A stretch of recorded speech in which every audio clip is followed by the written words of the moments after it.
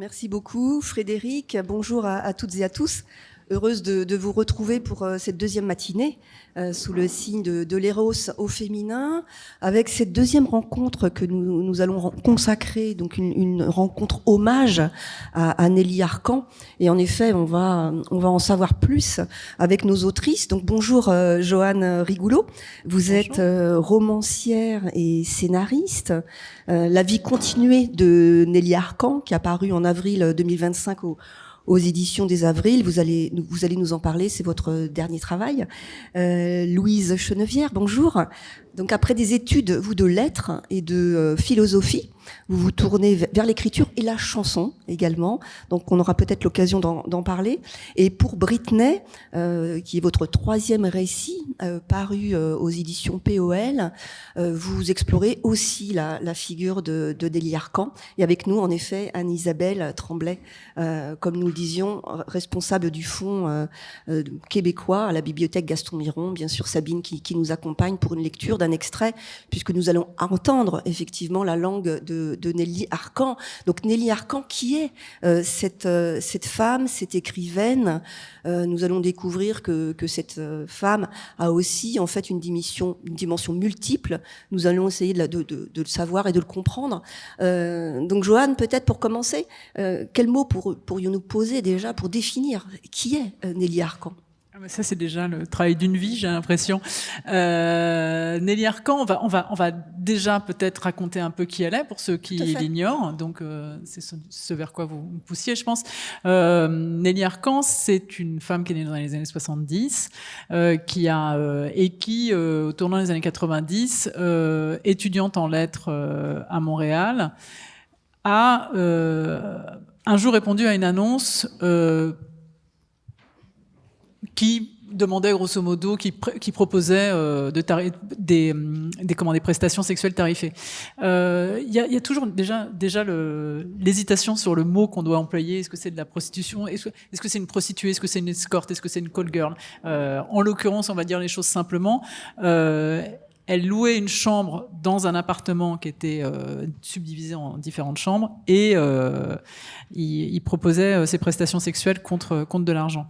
À la suite de ces expériences, je crois après 2 ans de pratique, elle a écrit un livre qui s'appelle Putain, qui a été publié en France en 2001, qui est sorti en septembre 2001 aux éditions du Seuil, et elle a commencé une vie d'autrice qui s'est achevée par son suicide en 2009. Voilà pour l'histoire. Dans les grands traits, donc on va essayer de creuser un peu plus effectivement son parcours de cette femme qui est née plutôt dans une région rurale du Québec, et qui est venue effectivement louer une chambre à Montréal. Elle a poursuivi aussi des études. On va peut-être compléter avec vous, Louise Chenevière, puisqu'on sent en fait cet emboîtement d'identité. Oui, alors moi, Nelly Arcan, je la prends par la fin, puisque quand je la découvre, elle s'est déjà suicidée depuis longtemps, et c'est par là que j'entre du coup dans sa vie, c'est par la mort qu'elle se donne, et qui me semble moi être la sanction un peu classique, on va dire, d'une vie de femme créatrice et autrice qui n'a pas pu être comprise parce que début des années 2000, donc un peu un des pires moments, je pense, pour vouloir prétendre être une autrice quand on ressemble à Nelly Arcan, parce que ce qu'on peut ajouter aussi, c'est que Nelly Arcan, du coup, si vous voyez pas à quoi elle ressemble, elle a vraiment le physique qu'on pourrait dire d'une bimbo, que je dis sans négativité, mais voilà, elle est là, c'est une jeune femme blonde, très belle, et qui en plus a passé sa vie à se soumettre elle-même à des opérations de chirurgie esthétique, enfin à chercher à rentrer dans les codes de cette beauté normée dont elle parle beaucoup. Voilà. Tout à fait. D'ailleurs, c'est un terme que vous employez. C'est une femme, une très belle femme, pulpeuse. Joanne, vous le dites dès le départ. Vous en faites aussi la comparaison. Vous parlez de ce personnage de Barbie que toutes les petites filles ont eu à un moment donné ou pas, en fait, entre les mains, en fait. Je pense c'est intéressant effectivement je pense, enfin, Louise y reviendra, mais c'est vrai que elle, dans son écrit pour Britney, elle le consacre à 2 figures de féminité qui sont Britney Spears et Nelly Arcan. Moi qui suis plus de la génération de Nelly Arcan, il y a quelque chose de complètement... On écrit toujours sur des avatars de soi. En l'occurrence, Nelly Arcan, pour moi, reflète non seulement quelque chose de très proche pour plein de choses personnelles, mais aussi une figure ultra représentative, en fait, de ce que c'est qu'être une femme et une femme auteure, une femme autrice dans les années 2000. Voilà, donc effectivement... Elle arrive dans ce métier avec un corps qu'elle dit elle-même avoir acheté, puisqu'elle s'est fait complètement refaire, et puis une tenue complètement qui est pas celle qu'on attend de quelqu'un qui va sur les plateaux, en tout cas pas pour parler de son écriture. Et pour le dire simplement, elle porte pas le costume de l'écrivain, quoi. Voilà. Voilà. Et pour compléter, peut-être, Anne-Isabelle Tremblay, son nom de naissance, hein, il faut aussi dire que finalement, Nelly Arcan, c'est un des pseudonymes. Hein, donc elle sera Cynthia, peut-être en tant que jeune femme escorte, mais elle naît Isabelle Fortier. C'est bien cela? Oui, donc elle naît... en plus, c'est un peu ambigu parce que son année de naissance n'est pas la même si on considère qu'elle est Isabelle Fortier ou Nelly Arcan. Donc, il y a un brouillage aussi des pistes biographiques. Mais effectivement, elle a pris ce pseudonyme de Nelly Arcan comme nom de scène, nom d'artiste. Et il y a une multiplication des personnalités parce qu'elle avait aussi un nom pour son travail de prostituée qui était Cynthia. Et elle explique dans le livre que Cynthia, en fait, c'était le nom de sa sœur aînée qu'elle n'a pas connue parce qu'elle est morte toute petite. Donc, elle a repris le nom de cette sœur décédée, ce qui est assez troublant quand même comme nom de prostituée. Donc, il y a vraiment elle est multicouche. Et ce qui contribue beaucoup à faire d'elle un personnage qui est très complexe et donc très intéressant. Complexe, et c'est vrai qu'on a tendance aussi un peu à se perdre dans ce récit biographique, hein, des choses qui ont existé ou pas. On va pouvoir peut-être le découvrir tout à l'heure avec Sabine Audepin, c'est-à-dire qu'il y a un texte très réel, mais il y a aussi une invention autour du texte. Et donc ça pousse à l'enquête. C'est peut-être pour ça d'ailleurs l'une de vos motivations, Joanne Rigoulot, d'être allée finalement à la recherche, un peu, j'allais dire, la Truman Capote. Racontez-nous un petit peu ce qui vous a poussé à mener cette enquête. Alors déjà un peu de la même manière que Louise. Moi j'ai découvert Nelly Arcan de son vivant, mais c'est en 2015, je crois, de mémoire, que je travaillais autour du monde du porno et j'ai eu envie de relire Nelly Arcan. Et je me suis dit tiens, qu'est-ce qu'elle a publié depuis ces dernières années, et je me suis rendu compte qu'elle avait rien publié pour cause, elle était morte en 2009, donc 6 ans auparavant. Et ce qui m'a sidéré, c'est que je n'ai pas été au courant en fait de sa mort, et de me dire comment cette voix-là en fait a pu s'éteindre sans que la nouvelle vienne à mes oreilles en fait. Et ça m'a beaucoup déstabilisée. Et puis j'ai commencé à la relire, à lire ce que j'avais pas lu d'elle, et pendant peut-être une dizaine d'années, un peu moins d'une dizaine d'années, j'ai réfléchi autour d'elle en me disant mais qu'est-ce que je peux faire pour parler d'elle, pour faire rejaillir sa voix. Et puis MeToo est arrivé, ça a rebattu les cartes. Puis moi j'ai progressé aussi, enfin j'ai évolué dans mon approche de l'écriture, et il se trouve que quand est arrivé, enfin, j'ai publié un livre qui s'appelle Une fille de province, qui était vraiment sur une enquête, sur des faits réels, et j'ai coutume de dire que j'ai tout d'un coup aiguisé des armes que j'avais pas précédemment, et je me suis dit mais c'est comme ça qu'il faut que je l'aborde en fait. Il faut que j'aille essayer de démêler vite fait le vrai du faux, parce que je suis pas sûre que ce soit là que réside l'intérêt premier de Nelly Arcan. Ce qui m'a intéressé, en tout cas en débroussaillant le réel, ça a été de me dire où situe elle son regard d'écrivain. Alors c'est pas forcément en retranchant le vrai du faux, parce que ça, de toute façon, déjà c'est un travail qui a pas de sens, et puis surtout qui serait un vrai travail de biographe, et je suis pas sûre que c'est comme ça qu'on en apprendrait le plus sur elle. Mais c'est d'essayer de comprendre quel a été son mouvement en fait, et voilà, et quel a été le passage de Nelly Fortier, de Nelly Fortier, voilà, c'est un joli lapsus ça, d'Isabelle Fortier à Nelly Arcan. Qu'est-ce qui est mort en fait? Le jour où Nelly Arcan s'est pendue, puisque c'est comme ça que ça s'est fini, qui est mort en réalité? Voilà. Et justement, Anne-Isabelle, la disparition en 2009, donc qui est passée un petit peu sous les radars, peut-être en Europe, comment elle s'est vécue à Montréal, au Québec? Pas passé sous les radars au Québec. Ça a été vraiment une onde de choc.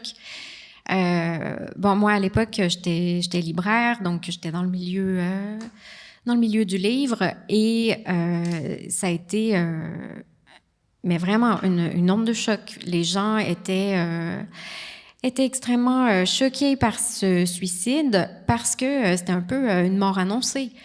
Elle en parle dans ses livres tout le temps. Elle a une obsession pour le suicide. On pouvait sentir sa détresse, sa fragilité, même si elle avait ce corps-là et cette façon un peu impériale d'être au monde et de se présenter. Mais après coup, c'est très facile de dire on aurait pu s'en douter, on aurait pu lui tendre la main, on aurait pu être plus à l'écoute.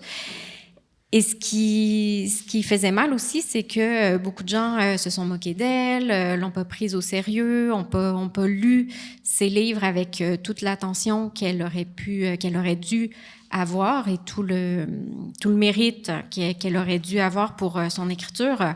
Donc c'était vraiment une claque. Ouais.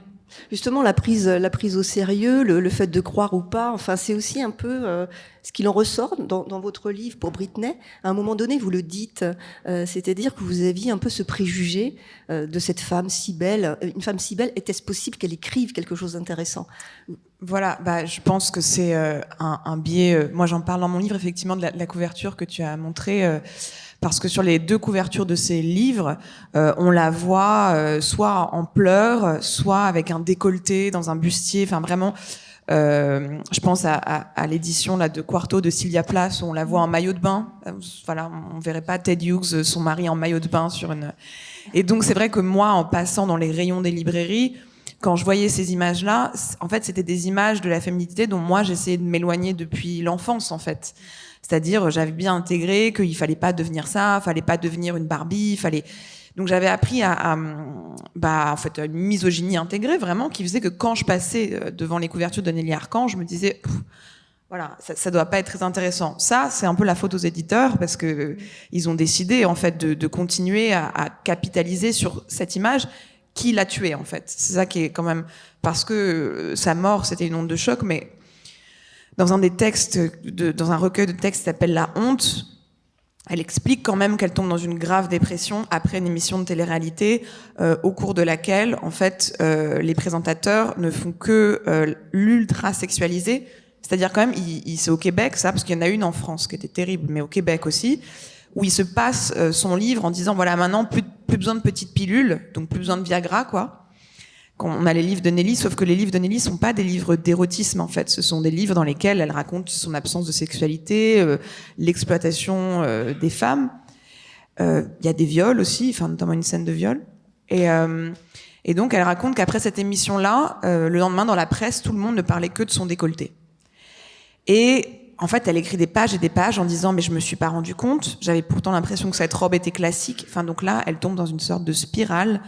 Donc effectivement, je pense que l'onde de choc, particulièrement au Québec, vient du fait que je pense que quand même une grande partie de son suicide vient du fait qu'elle n'a pas pu être entendue et pas pu être reconnue comme une autrice vraiment de littérature et pas seulement comme une bête de foire ou un exemplaire de « oh regardez la putain ce qu'elle vient nous dire » quoi. Je me permets juste de rajouter quelque chose qui est intéressant, parce que dit Louise, justement, c'est effectivement la manière dont cette femme a vraiment essayé de remplir les cases en fait de la féminité et les cases aussi de l'allure qui permet d'attirer l'attention et les projecteurs. Et c'est comme ça qu'elle arrive à être dans ces émissions, et c'est pour ça qu'elle est discréditée comme autrice. Et c'est vraiment ce point de bascule qui est typiquement féminin en fait, c'est de se dire voilà, parce que on m'a demandé de faire ça, je le fais, et parce que je l'ai fait, on me dévalue. Voilà. Je pense juste dans King Kong Théorie des plantes, elle raconte ça justement d'une femme très très brillante qui va faire des conférences, mais qui ne peut pas s'empêcher pendant la conférence d'un coup de se mettre à minauder en regardant les hommes, et elle dit, en fait, là, cette femme, elle est en train de s'excuser d'être trop intelligente. Et je pense qu'il y avait quelque chose comme ça aussi chez Nelly et qui était insoutenable, en fait, parce que c'était à la fois, on va dire, l'incarnation d'un fantasme absolu, et en même temps, voilà, vraiment une très, très grande autrice. Enfin, moi, je la place très haut. C'est pas, je sais pas, tu dois connaître mieux Anne-Isabelle, mais moi, on m'a raconté qu'elle était classée dans certaines bibliothèques en France en sociologie Québec, par exemple, pendant longtemps. C'est ce que vous dites d'ailleurs, Joanne, c'est que même à la BNF, elle est considérée comme finalement, elle est classée plus en sociologie de la prostitution canadienne. En France, et c'est assez surréaliste, alors qu'elle n'a pas du tout le Québec qui me semble être, moi, qui m'a beaucoup impressionné. J'aime pas faire des généralités comme ça, mais c'est vrai que l'intelligence et l'émulation intellectuelle que j'ai pu y trouver, et c'est vrai qu'on parle pas assez de la francophonie. Excusez-moi, je fais juste un petit aparté là-dessus parce que ça m'a beaucoup frappé. Je trouve il y a quelque chose d'assez méprisant en France sur dès qu'on a un accent, voilà, alors qu'en fait on devrait jouir au contraire de cette richesse dingue qui est celle de partager une langue avec différents continents. Et la place du Québec vraiment entre ancien et nouveau monde, pour le dire simplement, est quand même assez extraordinaire. Et c'est vrai qu'il y a plein de questions qui se posent sur Nelly Arcan en France qui ne se posent pas au Québec, sur notamment son allure, qui est quand même c'est moins fort au Québec qu'en France, et notamment sur la question de l'autofiction. On y reviendra peut-être, mais parce qu'on a beaucoup moins départagé le vrai du faux au Québec. Elle est apparue bien plus comme une autrice et une écrivaine plus rapidement qu'en France, où pourtant elle était éditée. Elle est éditée en France, elle n'est pas éditée au Québec initialement. Justement, on a envie un petit peu d'entendre là son écriture. Anne-Isabelle, quand même, pour un mot, comment vous pourriez qualifier son écriture? Comment vous pourriez la présenter? Comment vous la présentez aux étudiants qui viennent vous voir, finalement, au fond, Gaston Miron, puisqu'on sait qu'elle est aussi très empruntée, enfin, il y a une curiosité autour de son œuvre. Oui. Oui, elle est toujours, quand je fais mon petit top 10 à la fin de l'année des livres les plus empruntés, il y a toujours 1, 2 ou même 3 livres de Nelly Arcan qui sont dans le palmarès. Comment décrire son écriture? Après, ça change beaucoup de style d'un livre à l'autre. Je pense que le mot « obsession », pour moi, c'est le mot qui est le plus... elle a des obsessions dans sa tête et elle arrive à les transposer sur le papier d'une façon qui est vraiment très tangible. On va écouter Sabine Audepin sur un extrait justement de son premier récit, Putain, donc qui paraît en 2001. Et il faut voir la chambre où j'attends les clients. Il faut la voir pour comprendre quelque chose à cette vie d'attendre qu'un homme frappe à la porte. Il faut voir le lit, la table de chevet et le fauteuil qui forment un triangle et qui se regardent depuis leur emplacement, depuis leur solitude de servir à tous et de n'appartenir à personne, de porter la trace de l'usure sans avoir d'âme, comme les bancs de gare sur lesquels on s'impatiente en regardant sa montre tous les quarts d'heure. Il faut voir l'unique lampe qui éclaire jaune, qui donne une apparence de soirée aux journées, le lit blanc en bois compressé au pied duquel s'accumulent les poils des clients, de petites mottes qui roulent lorsqu'on ouvre la porte, qui traversent la pièce comme des chatons gris poussés par les courants d'air.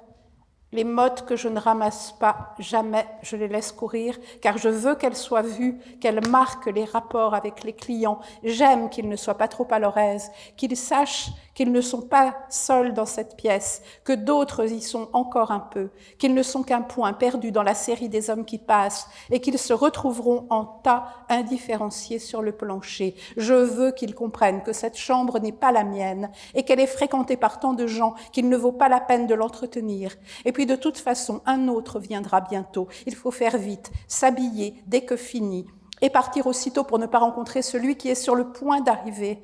Et il faut les voir s'habiller à toute allure, les entendre filer dans le couloir pour rejoindre l'ascenseur. Il faut imaginer leur air de n'avoir l'air de rien, comme si de rien n'était, comme si payer une femme pour coucher avec elle n'était impensable que lorsqu'on croise un témoin.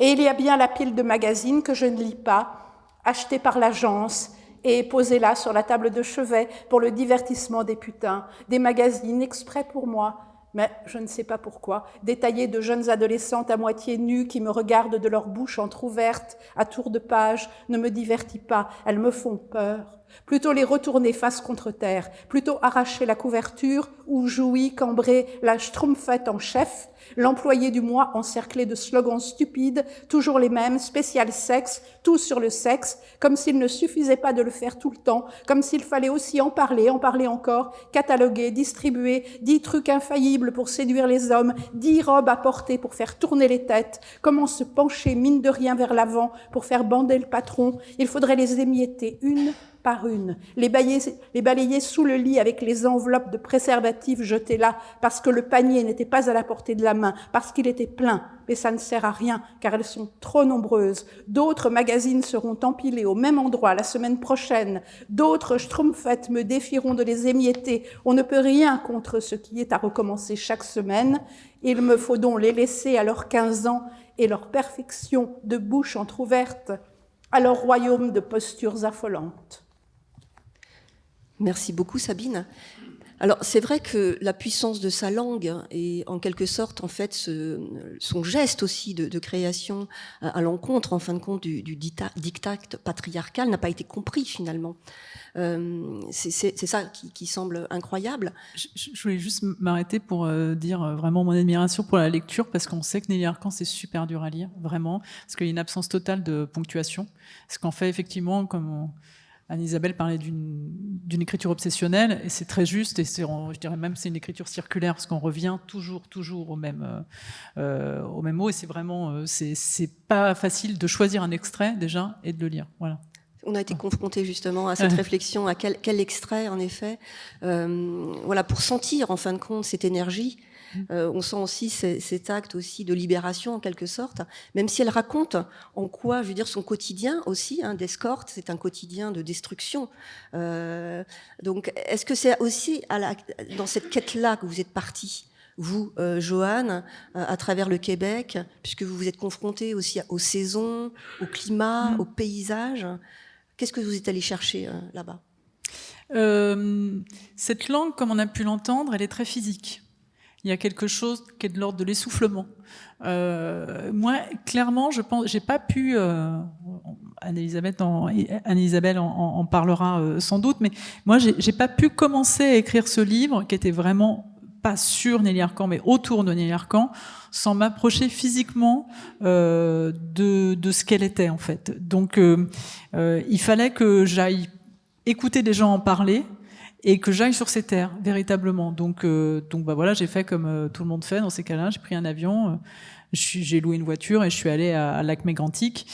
Et peut-être simplement pour voir s'il y avait une vraie différence entre Lac-Mégantic, où elle a grandi, et Chalon-sur-Saône, où j'ai grandi moi. Et en fait, la province, c'est toujours la province dans ces cas-là. C'est toujours la même bibliothèque qui est quand même un terreau de culture essentielle, vraiment essentielle. La bibliothèque s'appelle désormais Nelly Arcan. C'est les mêmes industries, les mêmes entreprises, les mêmes petites maisons autour du lac. Et sur place, vous avez rencontré des personnes qui l'ont connue ? Oui, tout à fait, effectivement. Ses proches, ses collaborateurs. Alors, en tout et pour tout, il y a vraiment 4. Alors, j'ai interviewé beaucoup de gens, mais il y a 4 personnes qui ont été fondamentales. Je commencerai par Melika Abdelmoumen, qui a été vraiment une très proche amie à elle. Claudia La Rochelle, qui est un peu son pendant, elles sont toutes les deux autrices, qui est un peu son pendant, parce que très belle, très très brune. Elle, pour le coup, qui a beaucoup fait la fête avec elle et qui a beaucoup échangé autour de la littérature avec elle. Patrick Caddy, qu'elle nommait son conseiller artistique, son conseiller éditorial, qui est un psychanalyste français mais établi au Québec, et Bertrand Visage en France, qui était son éditeur et qui est quelqu'un d'absolument passionnant dans sa collaboration éditoriale avec Nelly Arcan, vraiment. Donc ça a été vraiment les quatre interlocuteurs qui m'ont permis de débroussailler un petit peu autour d'elle, on va dire, avec quelque chose que je dis dans le texte, mais qui est très genré sur la manière d'approcher le personnage. Voilà. Et vous, Louise Chenevière, vous êtes donc allée en quête aussi de ce personnage, enfin de cette écrivaine, plus en miroir en fait, avec une autre admiration pour vous, qui est Britney Spears. Comment les choses vont se nouer chez vous dans l'écriture ? En fait, le rapprochement entre ces deux figures, il était très instinctif. Donc, je situe juste Britney Spears, qui était vraiment la chanteuse de mon enfance, quoi, qui était une femme que, en fait, j'ai aimée. Je réfléchis à ça dans le livre, parce on dit que c'est une pop star hyper sexualisée. Bon, peu importe. Moi, j'avais 8 ans, c'était une femme que j'aimais, c'était une femme que j'admirais, et c'était un modèle pour moi, dans lequel je percevais pas du tout ces histoires de sexualisation. En fait, je voyais juste une femme hyper belle, qui chantait, qui dansait, qui était hyper puissante. Et en fait, quand j'ai découvert Nelly Arcan, et donc que j'ai découvert son suicide, j'ai réalisé que toutes les femmes que j'aimais, artistes, finissaient comme ça. Ou comme Britney Spears, c'est-à-dire, elle a 20 ans, elle est élue la femme la plus puissante du monde, et 5 ans plus tard, elle est sous tutelle de son père, médicamentée de force, elle est sous tutelle, elle a plus de téléphone, on la surveille du matin au soir. Bon. Et en fait, il y a vraiment cette colère qui est venue en moi quand je me suis dit, j'ai découvert Nelly Arcan un été, et quelques mois plus tard, je lis l'autobiographie de Britney Spears, et je me dis, mais en fait, c'est pas possible que ça continue, et vraiment que ces femmes-là continuent de se faire en fait harceler, tout simplement, on peut poser les mots, par les médias, et qu'en fait, on vienne punir toutes les femmes qui prétendent à un moment, je le dis dans le livre, jouir de leur propre pouvoir. Voilà, il y a quelque chose d'insupportable et qu'on veut venir casser. Et donc, je pense que c'était insupportable dans le cas de Britney Spears et de Nelly Arcan, c'est que c'était des femmes aussi hyper belles, hyper puissantes, fragiles, Nelly Arcan, mais en fait, moi, je perçois surtout beaucoup de puissance. J'ai l'impression juste qu'elle est arrivée dans un moment où le monde était juste pas prêt, quoi. Le début des années 2000, on la voit sur des plateaux télé, c'est lunaire, en fait. Elle se fait vraiment humilier, même par des femmes. Enfin, il y a quelque chose de... On est obligé de rappeler justement son passage chez Thierry Ardisson. Je crois que c'est en 2007. On va pouvoir en parler peut-être. Ardisson, c'est 2001. Pardon ? Ardisson, c'est 2001. Guy Lepage, c'est 2007. Ardisson, c'est 2001 en France, et il y a la réplique au Québec en 2007. L'émission s'appelle pareil. D'accord. Est-ce qu'on peut rappeler justement cet événement ? Bon, on peut retrouver des archives sur Internet, mais c'est vrai que c'est totalement hallucinant. Alors peut-être qu'il y a une puissance dont vous parlez, Louise, il y a une puissance dans sa langue, mais il y a une façon aussi extrêmement, peut-être presque docile d'accepter ce qui se passe sur le plateau. Racontez-nous, vous pouvez nous recontextualiser un petit peu ? Bah oui, donc en fait, tout le monde en parle, vous connaissez l'émission d'Ardisson. Donc Nelly Arcan est allée sur ce plateau-là en 2001, à la sortie de Putain, qui était à ce moment-là... finaliste au prix Femina. Donc, c'était vraiment une espèce de consécration littéraire pour elle. Et j'ai lu, je me demande si c'est pas dans ton livre, Joanne, que Bertrand Visage lui avait déconseillé d'y aller parce que, en fait, c'était dangereux. Elle connaissait pas, en fait. Parce que tu parles de consécration, en fait, littéraire. Enfin, c'est une consécration médiatique, en fait. Et lui dit, attention, consécration médiatique, c'est pas une consécration littéraire. Elle a pas vu l'émission. Oui. Donc elle trouve juste ça super d'arriver sur un prime. Oui, sur un gros plateau. Ouais. Et elle entre dans la gueule du loup, je pense, avec beaucoup de naïveté. Oui, tout à fait. Mais cette émission-là, c'est quand même assez gentil par rapport à ce qui s'est passé au Québec en 2007. Où là, elle s'est retrouvée sur un plateau où il y avait que des hommes. Et elle a vraiment été humiliée, mais vraiment. Puis c'est extrêmement choquant de le regarder. Déjà à l'époque, c'était choquant, mais de le regarder maintenant, on ferait plus ça. On parlerait plus comme ça à personne, nulle part. Justement, elle essaie vraiment de dire qu'elle ne parle pas de sexe, en fait. Enfin, elle le dit très bien. Elle dit, en fait, moi j'écris. Non, elle dit, j'écris sur le sexe, mais je fais pas dans le bandant, parce que c'est pas ça dont il est question.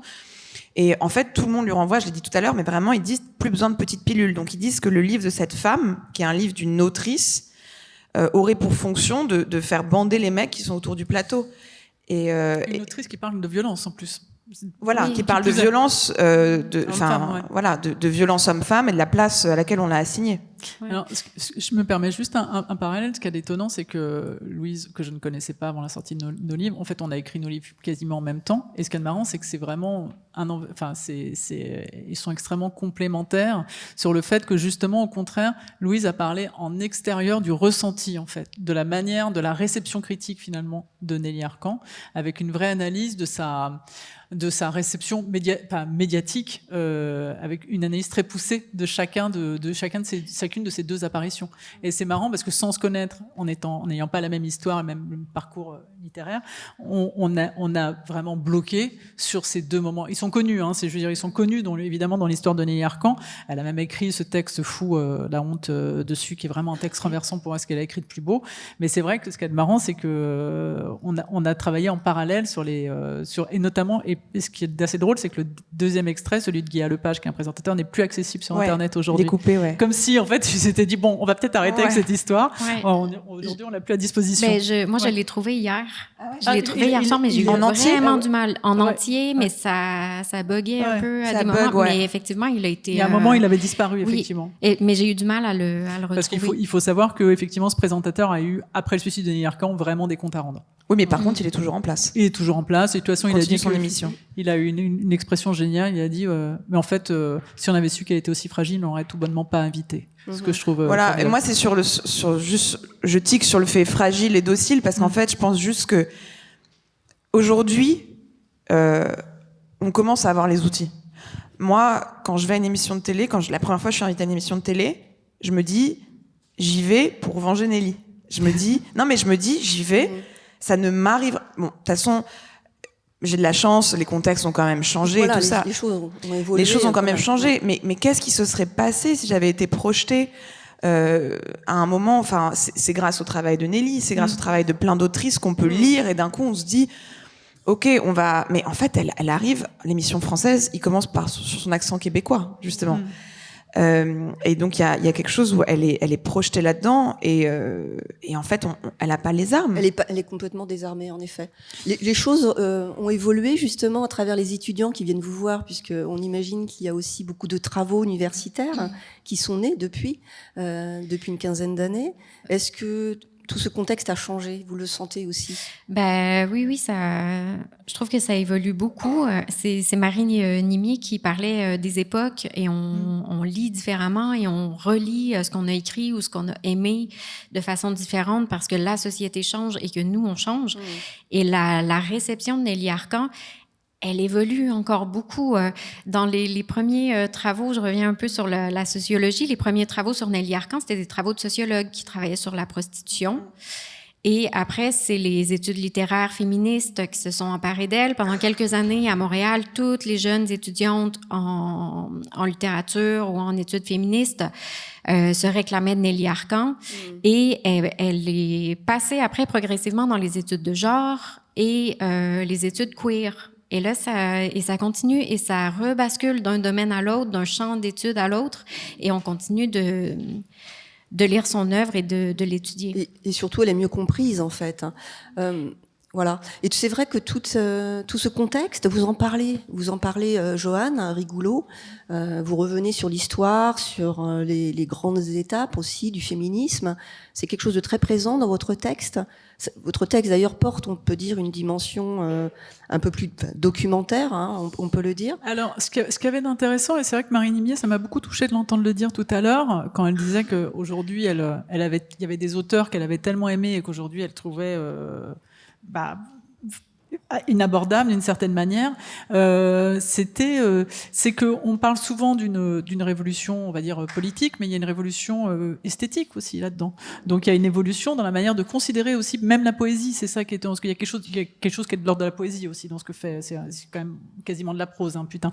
Mais oui, et c'est important de raccrocher cette évolution à une. Bon, il y a Camille Froidevaux-Métry qui interviendra cet après-midi et c'est quelqu'un d'absolument passionnant parce qu'elle a une approche très sensible, je trouve, de l'évolution du regard porté sur les genres. Mais il y a à travers effectivement ça en fait une évolution esthétique dans la manière d'approcher la littérature, les arts de manière générale. Et puis, comme l'évoquait Louise, et ça je trouve ça passionnant aussi, l'aiguisage de mots, parce que c'est marrant, tu parlais de ça, Louise, un instant, en disant maintenant on a les mots, parce que c'est vrai qu'il y a eu ces combats-là, il y a eu ces femmes qu'on fournit le travail, mais il y a aussi une formule, ça a été formulé. Aujourd'hui, on peut dire, il y a des outils qui sont vraiment des outils quasiment lexicaux en fait sur le fait d'affronter en fait des situations qui sont des situations d'agression ou de comment tu dirais ça toi Louise? Bah non, mais là où tu as raison, je pense aux outils. Moi, je pense que Nelly Arcan en elle-même, ça a été un énorme choc pour moi et un outil. Enfin, vraiment, il y a autre chose qui s'est ouvert dans ma perception du monde, vraiment en général, mais aussi de la littérature. Et je pense que le plus grand choc, c'est de me dire personne ne m'en a parlé. C'est-à-dire que mon premier roman paraît en 2019, comme La Chienne. Personne, dans la réception, n'évoque Nelly Arcan. Mais moi, quand je tombe sur Nelly Arcan, et le deuxième qu'elle a écrit, Folle, où elle raconte une histoire d'amour avec un type absolument abject, qui est passionné par le porno, qui lui fait regarder du porno et tout ça, sur l'aliénation en fait que peuvent ressentir les femmes dans une forme d'amour hétérosexuel, c'est mon deuxième livre, c'est ça que j'essaie de travailler aussi. Et en fait, je me dis, mais comment c'est possible que j'ai fait des études littéraires, philosophiques, et que je découvre Nelly Arcan à l'âge de 30 ans, alors qu'elle est décédée en 2009. Et moi, en 2009, je suis une petite fille et je demande à mon père pourquoi aucune femme n'a jamais écrit un livre. Oui. Je lui demande ça. Et en fait, après, je vais au lycée, je sais pas, j'ai une révélation, Beckett, Pascal, je me plonge vraiment dans cette littérature-là, c'est une révélation, mais Lacan arrive, pareil, littérature. Et c'est après mes études que j'ai commencé à rencontrer des autrices femmes. Mais ce que je dis, et c'est pour ça que je suis revenue à Britney, c'est que toutes les autrices que j'ai rencontrées ont eu des destins que je ne pouvais pas envier, en fait. C'est-à-dire que quand je découvre Annie Ernaux et qu'elle promène ses enfants sur le lac d'Annecy, je me dis pas, c'est la vie que je veux, quoi. Il y a aucun moment, ou alors Sylvia Plath, ou alors Virginia Woolf. En fait, toutes ces autrices ont des destins, comme celui de Nelly Arcan. Et en fait, moi, j'aurais aimé qu'on me mette ce livre dans les mains avant. C'est une autrice que j'aurais aimé lire à l'âge de 15 ans. Et voilà. Justement, Joanne, vous, dans votre enquête que vous menez au Canada, au Québec, est-ce que vous arrivez à comprendre pourquoi cette femme a été autant invisibilisée, finalement, son discours si dérangeant, finalement? Moi, je pense que ça appartient... je pense que ça appartient principalement à une époque. Il y a quelque chose de ce qu'elle est, encore une fois, qui est vraiment très symptomatique de cette époque-là et du genre.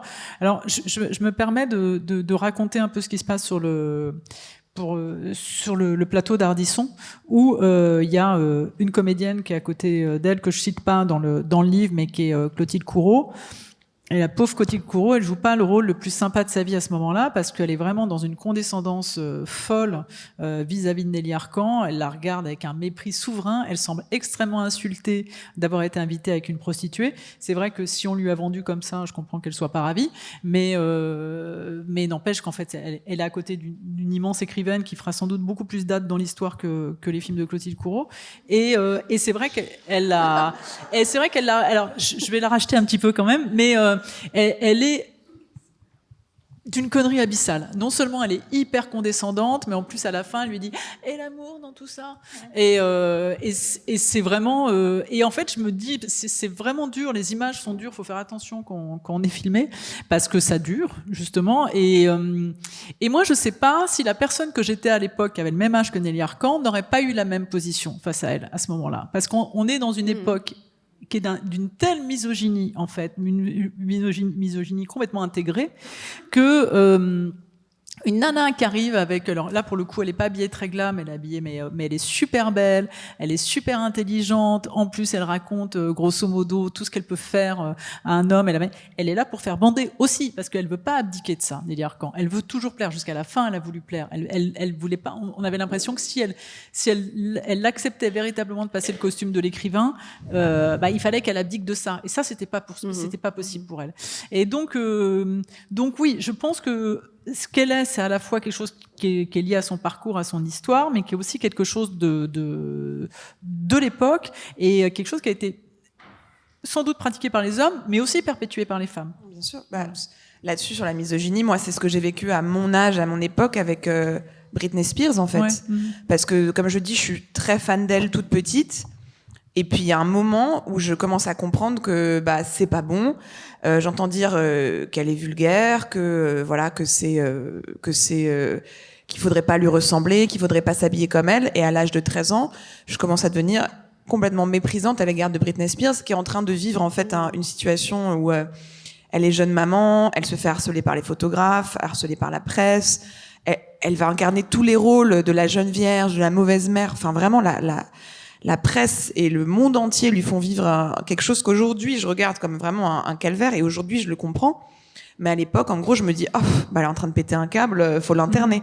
Mais j'ai 13 ans, et en fait, à ce moment-là, je vois que tout le monde se moque d'elle, et voilà, c'est la seule voix. Et moi, je me dis, moi, je veux devenir un écrivain.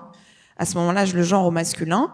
Et donc, Britney en vient à incarner tout ce qui est le plus méprisable, en fait, pour moi. Donc, effectivement, je pense qu'on a tous, et c'est des questions d'époque, parce que nous, on a écrit ce livre en même temps, mais avec une autre autrice, elle a réalisé un film sur Britney en même temps que moi. Et donc, c'est comme s'il fallait vraiment ces 20 années pour qu'on puisse se retourner et dire, ah ouais, en fait, il y a quand même quelque chose qui n'allait pas dans la manière dont on a regardé ces femmes. Si je peux me permettre, je pense que ce qui a beaucoup évolué, et c'est ce qui fait qu'on peut avoir un regard actualisé sur Nelly Arcan, c'est que de la rivalité entre les femmes, le modèle maintenant où ce qu'on essaie d'instaurer, c'est la sororité, qui est un mot qui n'existait pas à l'époque de Nelly Arcan. Personne n'était solidaire d'elle, en fait. On la plaçait toujours en rivale des autres femmes. C'est en ça qu'on peut penser à quel point elle s'est sentie si seule, en fait, dans le mouvement qu'elle tentait de lancer, d'influer. Oui, et elle voulait être la seule et l'unique. Elle voulait être la plus belle, la plus désirable, la plus bandante. Oui, mais ça... Enfin, pour nuancer un tout petit peu, c'est ce qu'elle dit dans ses livres, mais quand même, les personnes que j'ai rencontrées qui étaient proches d'elle, elle avait quand même des très proches amies femmes. Enfin, voilà. Ouais. En fait, elle raconte ça beaucoup, et moi, j'ai l'impression que ce qu'elle raconte, cette rivalité féminine, elle la met en scène à l'extrême pour nous la donner à penser. Mais j'ai quand même l'impression qu'elle était entourée de femmes brillantes. Tu citais Mélika, Claudia La Rochelle, et elles avaient une entraide très forte. Donc, d'ailleurs... Non, je réfléchissais parce que par ailleurs, effectivement, je pense que, il y avait juste un truc que je voulais signaler, mais ça, je voulais pas te couper la parole. C'était qu'en fait, malgré tout, il y avait quand même une grande rivalité fabriquée aussi par les gens entre Catherine Millet, Christine Angot, Virginie Despentes, elle. Je disais, c'est un peu le rayon musique du monde à la Fnac, quoi. C'est toutes les femmes qui parlent de cul, hop. Et on parle d'ailleurs de ces Clotilde Courreau parle de ces femmes qui parlent de leurs problèmes de sexualité. C'est assez drôle. Et ça, là-dessus, effectivement, on dit toujours, elle détestait Angot, et je pense que c'est un endroit où cette rivalité était particulièrement aiguisée par les médias. Voilà. Mais effectivement, comme toi, moi, j'ai été extrêmement frappée de la chaleur humaine qu'il y avait avec ses amis, en fait. Et dans le livre, il y a juste ce moment très beau qui, pour moi, rachète tout, parce qu'elle raconte effectivement que dans le métier de putain, qui pour elle, en fait, elle arrête pas de le dire, et le métier de femme, en fait, c'est ça aussi qu'il faut dire, parce qu'en gros, elle dit, voilà, moi, je me fais payer, mais... elle le dit très clairement. Et puis, pourquoi je suis devenue putain ? Parce qu'on m'a fait putain, parce qu'on m'a regardé sur le chemin de l'école. Et puis, tous ces hommes qui viennent me voir, ils veulent pas que leur fille devienne putain, mais bon. Donc, ça faisait écho à des textes de Griselidis hier sur l'hypocrisie. C'est-à-dire qu'elle veut vraiment mettre en exergue ça et dire, autant être payée. Mais il y a cette très belle scène dans Putain où elle va au restaurant avec un client qui est très, très riche, qui est très, très gros, et qui lui dit « Ah, je suis content que ce soit toi et pas l'autre, parce qu'en gros, elle est trop grosse, elle est pas assez belle. » Et là, Nelly, elle a une toute petite phrase où elle dit comme ça, elle dit « Si je m'inquiète de ce que les femmes ont de plus que moi, je ne me réjouis pas de ce qu'elles ont en moins. » Et donc, en fait, à ce moment-là, vraiment, beau, ouais. Elle prend et ça lui est insupportable, en fait, d'un coup, que cet homme-là se permette. Donc, il y a cette compétition organisée, évidemment, mais par là, je pense qu'elle traduit un sentiment que moi, j'ai vécu aussi adolescente. Enfin, cette perpétuelle comparaison avec les autres filles quand on grandit. Donc, elle décrit quelque chose de réel, en fait, qu'elle n'invente pas. Et sur la sororité, justement, moi, j'ai l'impression que si je réfléchis a posteriori, quand j'avais 8 ans, Britney Spears, je l'aimais vraiment comme une sœur, c'est-à-dire comme un modèle, comme une femme que j'admirais entièrement, et à aucun moment, enfin, j'avais quelque chose d'une sororité qui, je pense, m'a été retirée, vraiment. C'est-à-dire qu'on nous désapprend ça, et on nous apprend, en fait, en gros, quand même, à se battre pour être dans le clan des hommes, quoi. Et là, il y a un peu deux manières. C'est soit on va essayer de séduire, on va dire, soit on essaye de s'intégrer et de rejeter le plus loin possible tout ce qui est femme. Et Michel Perrault, que moi je lis depuis très longtemps, elle avait cette phrase, elle dit « Toute femme qui s'émancipe est à un moment d'abord misogyne ». Moi, en tout cas, dans ma construction, ça a été ça, à l'adolescence, parce que j'ai senti que je devais surtout ne pas être une femme, parce que c'était ce qu'il y avait de pire, et donc il fallait que je fasse tout pour être un écrivain. Voilà, c'est des moments, je pense, en tout cas, de construction. Mais justement, tout ce mouvement, on le sent, hein, on le sent dans notre discussion ce matin, on le sent dans vos œuvres aussi. Et je trouve que ce qui est beau finalement dans les deux textes, hein, que vous allez pouvoir peut-être aussi dédicacer à vos futures lectrices et lecteurs. Hein. Donc je rappelle, hein, pour Britney, Louise Chenevière et La vie continuée de Nelly Arcan pour Joanne Rigoulot. Donc ce sont des textes, je dirais, aussi de réconciliation, de réparation en quelque sorte. Donc vous-même, vous avez fait ce chemin vers une écriture, hein, et là on va pouvoir poursuivre hein, dans les entretiens qui nous attendent dans l'après-midi autour de l'écriture féminine ou pas.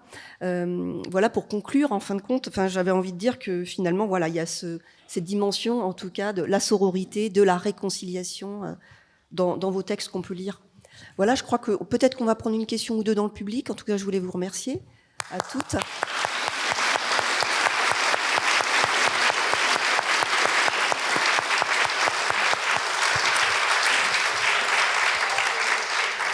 Voilà. J'arrive, merci vraiment à toutes. C'était un formidable moment de rencontre, d'échange et un très bel hommage à Nelly Arcan. Et j'imagine que beaucoup d'entre nous auront envie de la lire ou de la relire en tout cas.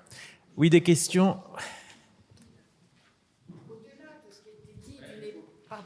Au-delà de ce qui a été dit d'une époque, effectivement, des années 2000, etc., où il n'y avait pas cette prise de conscience, ça peut ramener quand même à chacun d'entre nous une responsabilité importante, là où nous en sommes, que nous soyons jeunes, moins jeunes, éducateurs. Je viens d'acheter votre livre, madame, parce que j'ai je ne vais pas parler trop longtemps, mais une petite fille de 16 ans, et trouver les mots sur le consentement notamment, n'est pas à ma portée, j'allais dire, et puis c'est pas facile. Donc j'ai demandé ce qui était, et on m'a indiqué votre livre. Donc tout ça pour dire que tous avons une responsabilité, pas que dans ce domaine d'ailleurs. Hein. Donc voilà, c'est ce que je sais pas si c'est une question, mais ce que je voulais vous dire. Non, mais oui. C'est aussi la responsabilité. Enfin, dans les récits concrets, en fait, je pense qu'il y a une place à prendre, raconter autrement. Et par exemple, Britney Spears, moi, j'ai vraiment essayé d'en parler autrement que de la manière dont les médias en parlaient, même autrement que comme d'une victime, par exemple. Et Nelly Arcan aussi, c'est ce que tu fais. Enfin, il s'agit pas de les victimiser ou d'en faire, je sais pas, des sacrificiés du féminisme. C'est aussi vraiment de construire des récits pour rendre hommage à leur puissance et les faire exister autrement. Parce que aussi dans ces questions de féminisme, il y a voilà très vite les médias et tout ça qui viennent aplatir et faire de Britney, je sais pas, une sacrifiée Moi, j'ai essayé de rendre hommage vraiment à ces femmes en tant qu'artistes aussi. Moi, j'ai été assez surprise de voir, d'entendre Louise, parce que Louise est plus jeune que moi, mais de voir qu'elle avait été confrontée aussi à ces questions, parce que moi, de la même manière qu'elle, quand j'ai commencé dans la vie active, je j'aurais au masculin mes fonctions, parce que en fait, une fonction qui avait un équivalent féminin, c'était une fonction dégradée. Donc, il y avait pas on disait coiffeuse, mais on disait professeur. Donc, et pas du tout que ce soit moins noble d'être coiffeuse, c'est juste que, socialement, c'est une position qui est moins valorisée. Donc, à un moment donné, j'étais conseiller de programme, à France Télévisions, je disais conseiller de programme, j'aurais jamais dit conseillère, parce que conseillère, ça voulait dire assistante, en fait. Et donc, c'est assez étonnant, effectivement, que toi, t'as été confrontée à la même chose en devenant écrivain et pas écrivaine, quoi. Ouais. Donc, je trouve ça intéressant de se dire qu'effectivement, ça se limite pas, et j'entends aussi ce que vous dites, c'était sur la responsabilité. Je trouve que même regarder en arrière, ça se limite pas simplement à dire ah mais c'était l'époque, comme l'a dit Thierry Ardisson, vraiment. Je lui souhaite pas de mal, hein, mais de toute façon. Jusqu'au bout en disant ah mais c'était l'époque, non. Il y a quand même une responsabilité de chacun, et je pense que c'est important, pas que pour Thierry Ardisson, de se poser la question. Et sur ce mot autrice. Même moi, mon premier livre, Comme la chienne, en 2019, j'assumais pas le mot autrice. Je voulais pas qu'on me parle de féminisme. Alors, c'est un texte qui n'est que ça, enfin, je veux dire. Mais en fait, j'avais vraiment très peur qu'on me case à un endroit. Je voulais vraiment être reconnue comme faisant de la littérature, en fait. Et c'est avec le deuxième, il y a vraiment quelque chose, quand le deuxième est paru, vous savez, au début, là, il y a les pages où il y a écrit du même auteur. Ouais. Et j'ai reçu le livre, la maquette, et d'abord, j'étais hyper fière, parce que je me dis, ah ouais, c'est mon deuxième livre et tout, ça y est, je suis un auteur. Et d'un coup, je me suis dit, mais ça va pas du tout. En fait, il faut qu'il y ait écrit de la même autrice. Et j'ai fait la demande à la maison d'édition, et j'étais la première qui demandait, mais je me suis dit, vraiment, pour les petites filles ou pour les personnes qui s'identifient pas comme des hommes ou quoi, qui puissent juste voir, c'est très discret, mais d'un coup, voilà, voir sur la page de la même autrice. Et donc, même dans mon chemin, même en tant que autrice, j'ai mis du temps parce qu'on nous apprend tellement que on va pas pinailler sur des mots, puis ça sonne mal, puis tout ça, et que vraiment, je me suis retrouvée, et là je reviens sur Nelly Arcan, au début, quand je suis arrivée, j'étais pas armée, quoi, face à ce truc-là. Et d'ailleurs, petite parenthèse, mon premier roman, qui ne parle que de viol, de violence entre femmes, d'inceste, etc., a été classé dans un article parmi 4 livres pour faire grimper la température. Voilà. Donc, ça c'était il y a 6 ans. Voilà. Il reste du chemin à parcourir, en effet. Encore d'autres questions ? Moi, je vais vous remercier très, très chaleureusement. Je crois qu'on peut vous réapplaudir, effectivement.